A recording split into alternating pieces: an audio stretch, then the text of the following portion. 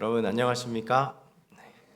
오늘도 사랑하는 아버지 하나님으로 인하여 참으로 기쁘고 평안하고 행복한 안식일 저녁입니다. 오늘은 중보 기도라는 제목의 말씀을 드리기 원합니다. 말씀 전에 저희 구호 한번 외쳐보도록 하겠습니다. 11 하면 9라고 해주시면 되고 한 사람이 하면 한 명 구원해 주시면 됩니다. 11 한 사람이 네, 아멘. 자, 오늘은 본문 말씀 창세기 12장 22절부터 33절의 말씀입니다. 좀 긴 본문이지만 한번 읽도록 하겠습니다. 창세기 12장 22절부터 33절의 말씀입니다. 그 사람들이 거기서 떠나 소돔으로 향하여 가고 아브라함은 여호와 앞에 그대로 섰더니 아브라함이 가까이 나아가 이르되 주께서 의인을 악인과 함께 멸하려 하시나이까. 그 성중에 의인 50명이 있을지라도 주께서 그곳을 멸하시고 그 50 의인을 위하여 용서하지 아니하시리이까. 주께서 이같이 하사 의인을 악인과 함께 죽이심은 부당하오며 의인과 악인을 같이 하심도 부당하니이다. 세상을 심판하시는 이가 정의를 행하실 것이 아니니이까. 여호와께서 이르시되 내가 만일 소돔 성읍 가운데에서 의인 50명을 찾으면 그들을 위하여 온 지역을 용서하리라. 아브라함이 대답하여 이르되 나는 티끌이나 재와 같사오나 감히 주께 아뢰나이다. 50 의인 중에 5명이 부족하다면 그 5명이 부족함으로 말미암아 온 성읍을 멸하시리이까. 이르시되 내가 거기서 45명을 찾으면 멸하지 아니하리라. 아브라함이 또 아뢰어 이르되 거기서 40명을 찾으시면 어찌하시려 하시나이까. 이르시되 40명으로 말미암아 멸하지 아니하리라. 아브라함이 이르되 내 주여 노하지 마시옵고 말씀하게 하옵소서. 거기서 30명을 찾으시면 어찌하려 하시나이까. 이르시되 내가 거기서 30명을 찾으면 그리하지 아니하리라. 아브라함이 또 이르되 내가 감히 내 주께 아뢰나이다. 거기서 20명을 찾으시면 어찌하려 하시나이까. 이르시되 내가 20명으로 말미암아 그리하지 아니하리라. 아브라함이 또 이르되 주는 노하지 마옵소서. 내가 이번만 더 아뢰리이다. 거기서 10명을 찾으시면 어찌하려 하시나이까. 이르시되 내가 10명으로 말미암아 멸하지 아니하리라. 여호와께서 아브라함과 말씀을 마치시고 가시니 아브라함도 자기 곳으로 돌아갔더라. 어느 청년회에서 기도 모임이 있었다고 합니다. 이제 청년 전도사님이 이런 말씀을 했죠. 우리의 기도가 너무 이기적인 기도인 것 같습니다. 그러니 오늘은 이기적 기도가 아니라 이타적인 남을 위한 기도를 했으면 좋겠습니다. 근데 차례대로 이제 어떤 친구는 국가를 위해서, 어떤 친구는 또 우리 나라를 위해서, 또 청년회를 위해서, 다른 사람을 위해서 각자 이렇게 기도했죠. 근데 한 여청년이 이렇게 기도하더랍니다. 하나님, 제가 너무 이기적으로 맨날 저의 기도만 했던 것 같습니다. 오늘은 부모님을 위해서 기도하겠습니다. 제 부모님께 누구보다 좋은 사위가 필요하오니 좋은 사위를 맞아 행복하게 해 주십시오. 네. 저희는 이 예화를 통해서 사람이 참 이기적인 나 중심적인 생각에서 한 걸음 벗어나는 것도 어렵다라는 사실을 알게 됩니다. 그런데 하나님의 백성이 드릴 수 있는 여러 기도들 중에 가장 이타적인 기도가 있고 또 순수한 기도가 있다면 그것은 중보 기도라고 할 수 있습니다. 우리는 보통 이렇게 기도하지 않습니까? 오늘 하루 무사하게 해주십시오. 누가요? 내가. 오늘 하루 지켜주시고 도와주세요. 누굴요? 나를 지켜주시고 나를 도와주세요. 그리고 내가 이런 것들이 필요합니다. 내게 주세요. 보통은 이런 기도입니다. 그런데 중보 기도는 완전히 방향이 바뀝니다. 저 사람을 지켜주세요. 저 사람에게 별일 없게 해주세요. 그 사람 도와주시고 그 사람을 좋은 길로 이끌어 주세요. 바로 중보 기도는 나라는 단어가 빠지는 기도가 바로 중보 기도입니다. 오늘 본문 말씀에 믿음의 조상인 아브라함이 드린 중보 기도가 자세히 기록되어 있습니다. 자신의 이웃인 소돔과 고모라 도시의 사람들에게 멸망이 임하지 않도록, 멸망이 임할 것이라 선언한 천사에게 엎드려 그의 마음을 고백하는 중보 기도가 오늘 본문의 말씀입니다. 오늘 아브라함이 기도를 하게 된 이유를 살펴보기에 앞서 롯과 아브라함의 관계는 어떤 관계였습니까? 아브라함은 자기 조카 롯과 함께 가나안 땅에 들어왔습니다. 그런데 서로 가축이 많아지고 재산이 많아지자 함께 있을 수 없을 지경이 되었죠. 그래서 아브라함은 조카 롯에게 우선권을 주었었습니다. 너희들이 좌하면 나는 우해서 가고 너희들이 좌하면 나는 우해서 가리라. 롯이 아브라함의 말을 듣고 가만히 바라보니까 소돔과 고모라 땅에는 계곡도 있고 물도 흐르고 풀도 풍성하고 먹을 것도 많습니다. 그래서 롯은 그 땅을 선택했습니다. 그리고 아브라함은 좀 척박한 땅으로 갈 수밖에 없었죠. 그럴지라도 아브라함은 여전히 롯을 사랑한 듯 합니다. 목축이라는 입장에서 보면 개울이 멀리 떨어져 있고 물이 떨어져 있고 풀이 별로 없으면 멀리까지 가서 풀을 먹인 후에 다시 물가까지 몰고 와서 물을 먹여야 하고, 그리고 또 우리까지 몰고 가야 하니까 하루하루 일이 고되어질 수밖에 없습니다. 그런데 풀이 풍성하고 계곡이 있으면 거기서 풀을 먹이고 물을 먹이고 그리고 가축들을 쉴 수 있게 할 수 있는 것이죠. 그러므로 이 둘이 나눠지는 과정에서 롯은 굉장히 편안한 삶의 연속이 되었을 것이고 아브라함은 고되고 힘든 삶의 연속이 되었을 것입니다. 그런데 이런 삶 중에 롯이 살고 있는 도시의 죄악이 너무 커서 하나님의 심판을 피할 수 없게 됐다는 소식을 천사로부터 듣게 됩니다. 그때 아브라함은 그 주 앞에 엎드려 열렬히 기도하기 시작하죠. 여러분, 이 아브라함이 기도했던 이 중보 기도의 모습이 우리 제7일 안식일 예수 재림 교회 그리고 중화동 교회의 모습이 되어야 하지 않겠습니까? 자, 그렇다면 먼저 중보 기도의 자세에 대해서 살펴보겠습니다. 오늘 본문 27절 말씀에 아브라함이 이렇게 기도했습니다. 티끌과 재와 같사오나 감히 주께 아뢰나이다. 중보 기도를 드리기 위해서는 먼저 나 자신이 어떤 존재인지를 알아야 합니다.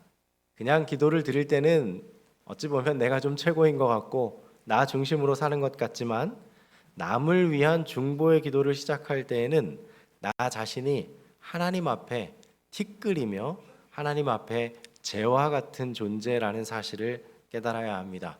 그래서 우리도 이렇게 고백합니다. 티끌과 같은 저, 재와 같은 제가 감히 하나님께 아뢰입니다. 티끌이라는 단어를 살펴보면 이건 먼지와 같은 단어입니다. 그러니까 아브라함은 자기 자신이 먼지와 같다는 사실을 잘 알고 있었습니다. 먼지가 어떻습니까? 한번 불려가서 사라지면 눈에 보이지도 않고, 또 그 먼지의 원소는 무엇입니까? 흙이죠. 사람이 그와 같이 흙에서 와서 흙으로 돌아간다는 사실을 아브라함은 잘 인식하고 있었습니다. 그래서 주님 앞에, 하나님 앞에서 아브라함은 자신의 근본을 이야기합니다. 주님, 저는 먼지 같은 존재입니다. 흙에서 취함을 받았고 하나님께서 생명을 주셨고 그 생명으로 인해서 내가 살고 있고 나의 기관과 심장이 뛸 뿐이지, 하나님이 나를 떠나시면 나의 모든 기관은 다시 흙으로 돌아가고 먼지로 갈 수밖에 없는 존재, 그 존재가 바로 저입니다 라고 고백합니다. 우리는 이러한 인식을 가지고 하나님 앞에 나아가 기도를 올려야 합니다. 그런데 이 기도를 보면 아브라함이 하나님 앞에 좀 열등하게, 사람들 앞에 열등하게 생각하는 것처럼 보일 수 있습니다. 그런데 겸손한 것과 열등한 것은 다름입니다. 뭐가 극명히 차이가 나냐면, 열등감에 사로잡힌 사람은 기도를 필요로 하지 않습니다.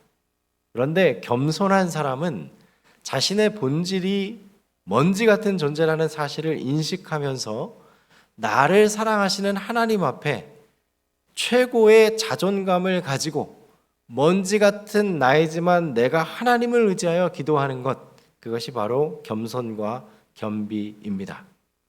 우리의 기도 자세가 이러한 자세가 되어야겠습니다.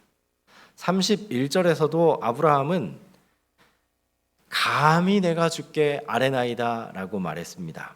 이것은 살아계신 하나님, 나의 생명을 지키시고 또 유지하시고 또 온 세상을 유지하시는 그 하나님 앞에 나는 먼지 같은 존재이지만 내가 그럴지라도 감히 하나님께 겸손히 나아가 담대하게 기도를 올립니다. 이것이 그리스도인들의 기도의 자세가 되어야겠습니다. 우리의 기도도 열등감에 쌓인 그런 삶이 아니라 하나님 앞에 겸손히 나를 낮추고 하나님 앞에 담대히 나아가서 간구하는 우리 중보 기도 올리는 저와 여러분 되기를 간절히 소망합니다. 그렇다면 두 번째로 중보 기도의 내용은 어떤 것들로 채워져야 할까요? 우리가 아브라함이 이렇게 기도 올리는 내용만 이렇게 얼핏 보면 아브라함이 결국은 소돔 사람들을 살려달라라는 기도라고 느껴질 수 있습니다. 그런데 좀 더 여러 차례 읽고 깊이 읽어보면 이것이 단순히 그 사람들을 살려달라는 기도가 아니라 하나님 입장에서 기도한다는 것을 우리는 발견하게 됩니다. 하나님께서 만약에 그들을 멸망시키시면 하나님께서 잘못하시는 것이 아니겠습니까? 의인이 있는데 함께 멸망시킨다면 하나님께서 뭔가 사랑이 없는 분이시 아니신 것이 되는 것 아닙니까? 그래서 23절에 아브라함은 이렇게 기도합니다. 주께서 의인을 악인과 함께 멸하려 하시나이까? 여러분, 이처럼 아브라함의 기도는 내 입장에서 그 사람을 위한 기도가 아니라 하나님의 입장에서 그를 바라보며 올리는 기도였습니다. 25절 말씀에 주께서 이같이 하사 의인을 악인과 함께 죽이심은 불가하오며 의인과 악인을 균등히 하심도 불가하니이다. 세상을 심판하시는 이가 공의를 행하실 것이 아니니까. 하나님은 공의로우신 하나님이신데 의인과 함께 소돔을 멸망시키시면 하나님은 공의롭지 않은 분이 되시지 않습니까? 그러니 그 소돔을 멸망해서 구원해 주십시오. 그래서 아브라함은 하나님 앞에 담대히 나아가서 50명 있으면 살려주시지요 라고 기도했습니다. 그런데 말씀을 나누다 보니까 기도하다 보니까 용기가 좀 사라졌는지 10명까지 쭉 내려가게 됩니다. 하나님, 의인 10명만 찾으신다면 그 땅을 그대로 두시면 안 되겠습니까? 하나님께서는 이번에도 10명만 있다면 결코 멸망시키지 않겠다고 약속해 주셨습니다. 자, 그렇다면 아브라함이 말한 의인은 무엇일까요? 의인이란 어떤 사람일까요? 의인이라는 개념을 말할 때 성경에서는 완전하고 절대적인 의인을 말하지 않습니다. 왜냐하면 로마서 3장 10절과 23절에 보면 의인은 하나도 없다라고 했습니다. 우리가 가끔 이렇게 신앙을 하다 보면 착각하는 게 있는데 내가 신앙을 받아들이고 의로운 삶을 열심히 노력해서 살았다라고 이렇게 자신할 때가 있어요. 그런데 성경에서는 율법 하나를 범하면 다 범했다고 했습니다. 그러니까 지금 내가 완전할지라도 과거에 죄 지은 게 있잖아요. 그러니까 결코 의인이 한 명도 있을 수가 없는 것입니다. 절대 의인이란 존재하지 않죠. 그런데 성경에서 이 의인이라는 개념은 이렇게 도덕적으로 완전하다는 것에 초점을 맞추고 있지 않습니다. 우리가 의인이라고 하면 도덕성도 포함되는 것은 사실이지만 성경은 그것만 말하고 있지 않습니다. 창세기 18장을 오늘 함께 살펴보고 있는데요. 창세기 15장에 보면 의라는 말이 나옵니다. 아브라함이 여호와를 믿으니 여호와께서 그를 의로 여기시고 라는 말씀이 나옵니다. 그때 아브라함은 나이가 80이 거의 다 되어가는 나이였는데 자녀가 없었죠. 그때 하나님께서 아브라함을 장막 밖으로 불러서 별들을 보여주시면서 너의 후손이 이와 같이 많아지리라 라고 했습니다. 그때 아브라함은 그 말을 믿었지요. 그리고 하나님은 그 말을 믿는 아브라함을 의로 여기셨습니다. 그 믿는 믿음을 의로 여기셨습니다. 그리고 그 하나님의 약속을 믿는 사람을 우리는 의인이라고 합니다. 그 성 중에 의인 50명이 있을지라도 그곳을 멸하시고 그 50의인을 위하여 용서하지 아니하시리이까. 아브라함은 하나님께 자비와 긍휼, 사랑을 소돔과 고모라 땅에 부어주시기를 기도합니다.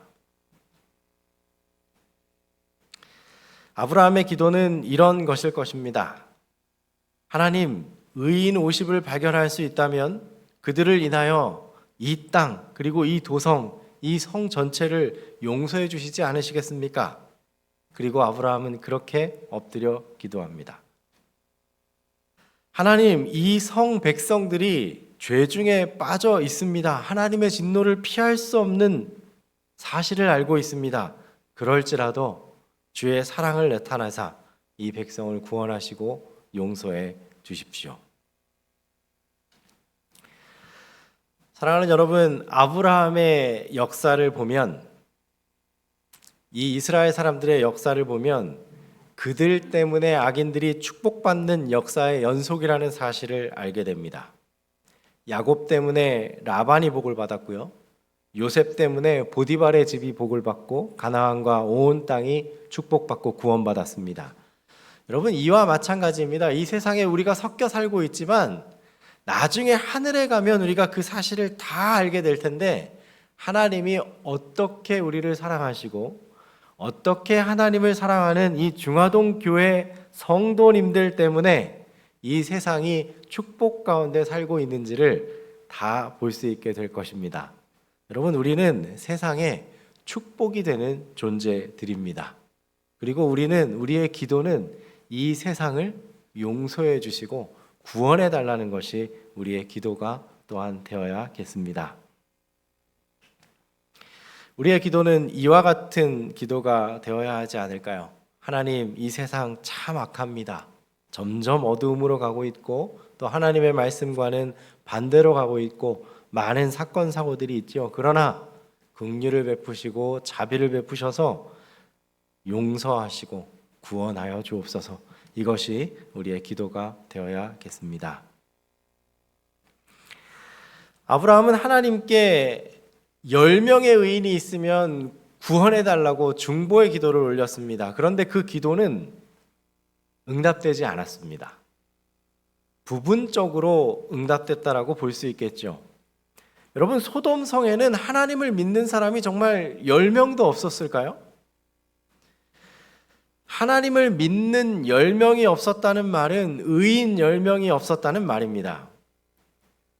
의인이 없다라는 말은 하나님 말씀을 순종하는 사람이 없다는 말입니다. 여러분, 하나님의 말씀은 단순합니다. 새벽 동이 트기 전에 이 성을 나가라. 그때 순종하여 나간 사람이 의인입니다. 그런데 소돔에서 그 성을 빠져나간 사람은 몇 명이 있었습니까?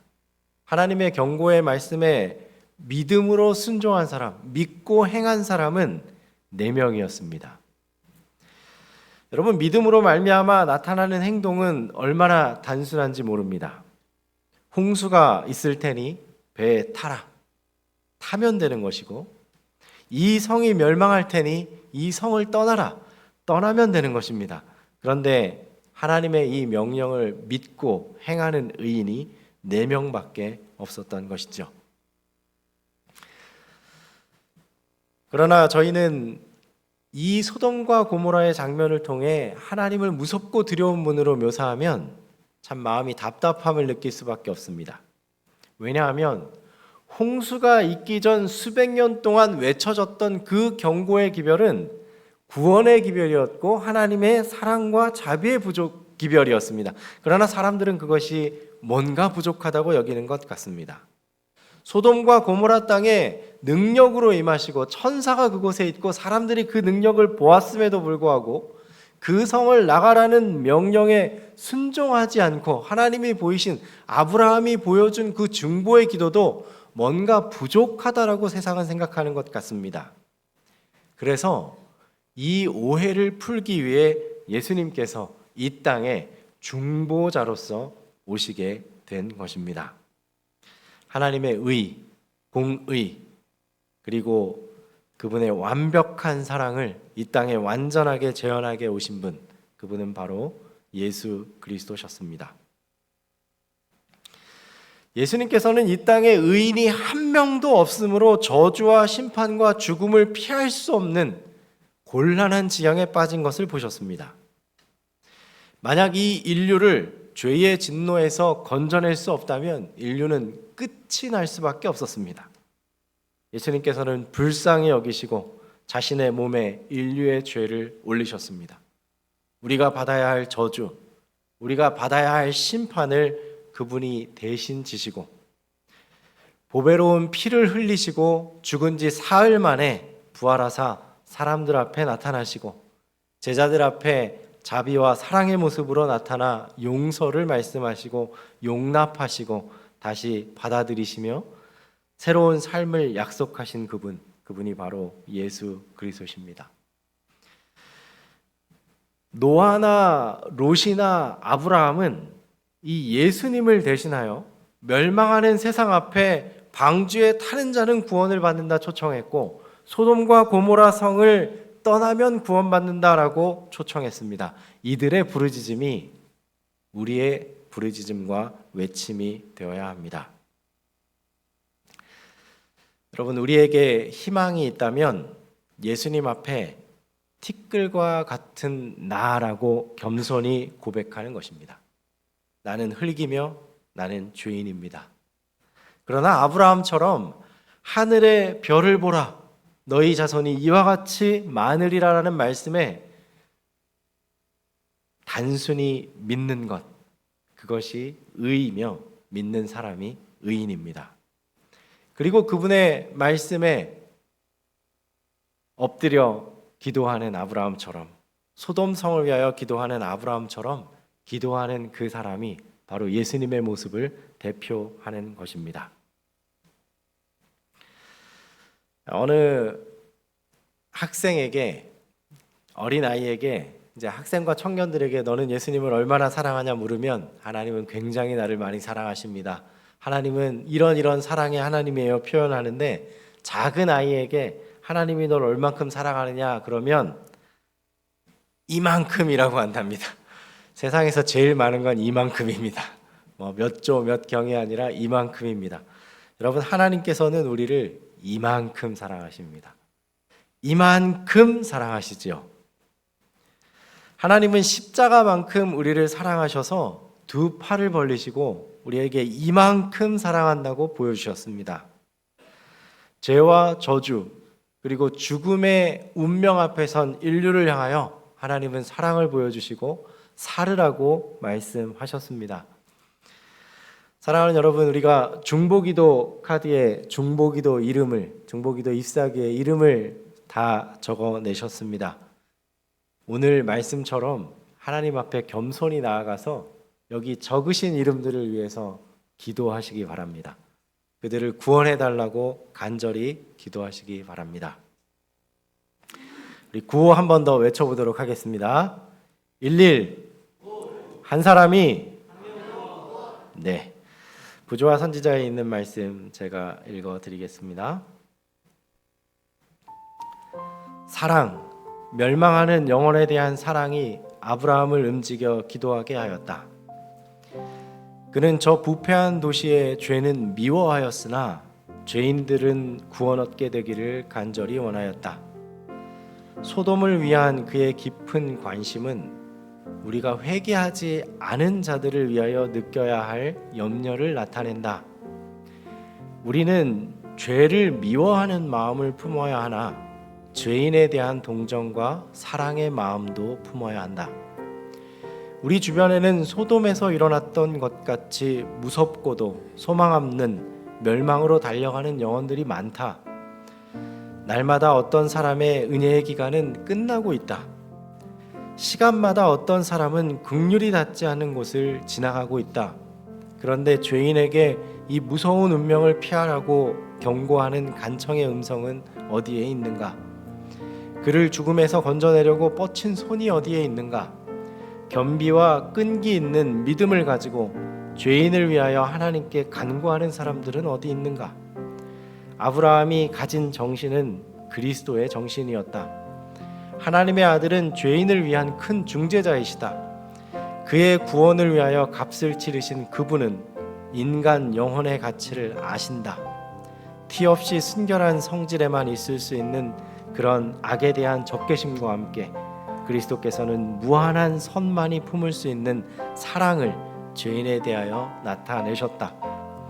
온 세계의 무거운 짐을 몸소지고 십자가에 못 박히는 고통 중에서도 그분은 자기의 능욕자들과 살해자들을 위하여 아버지여 저희를 사하여 주옵소서 자기의 하는 것을 알지 못함이니이다 라고 기도하셨다. 사랑하는 여러분, 이번 전도에는 정말 기도의 기회가 되었으면 좋겠습니다. 꼭 기도해 주시고, 그리고 내일부터 40일 릴레이 기도가 시작됩니다. 뒤에 표를 붙여놨거든요. 엘리베이터 옆에 표를 붙여놨는데 원하시는 날짜에 이름을 써주시면 되겠습니다. 그러면 그 날짜에 있는 우리 중보기도, 본인의 중보기도자뿐 아니라 날짜에 있는 분을 위해 기도해 주시고 전도회를 위해 기도해 주시면 되겠습니다. 그리스도를 닮아감 373페이지에는 중요한 말씀을 하고 있습니다. 하나님을 사랑하는 사람은 어린이와 청소년에게 깊은 관심을 가져야 한다. 하나님은 그들에게 구원의 진리를 계시하고자 하신다 라고 말씀하고 있습니다. 우리 그리스도를 닮아감 373페이지 다 함께 한번 읽어보도록 하겠습니다. 하나님은 시작. 하나님을 사랑하는 사람들은 어린이와 청소년에게 깊은 관심을 가져야 한다. 하나님은 그들에게 구원의 진리를 계시하고자 하신다. 아멘. 우리 전도의 준비와 중보기도를 위해 엎드리시는 중화동교회 모든 성도 여러분 위에 하나님께서 큰 축복으로 함께 하시고 또 드려지는 그 기도가 열매로 그리고 응답으로 채워지기를 바라며 말씀을 줄이겠습니다.